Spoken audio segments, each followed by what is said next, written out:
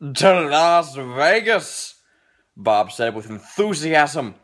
Why not? Bob always had desires to go on such an adventure when he was younger, but he always had reservations, and thus he never did.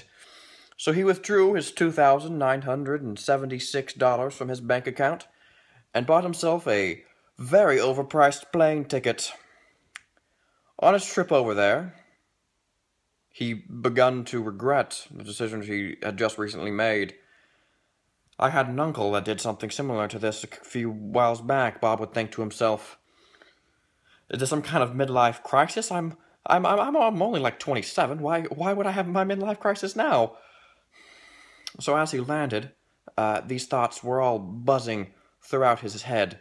And outside the airport sat one of the most fragile old ladies you have ever seen. She sat on her bongo in front of a table and wore an ornate headdress. On the table sat tarot cards and an ornate crystal ball. $5 for a fortune. $5 for a fortune.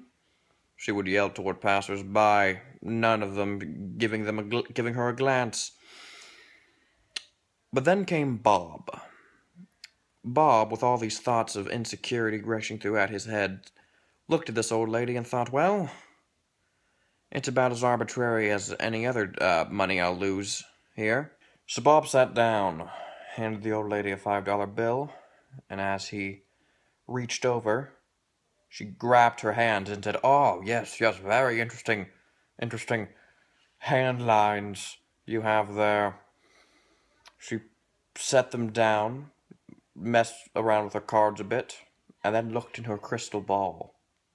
She said, oh wow. To be continued.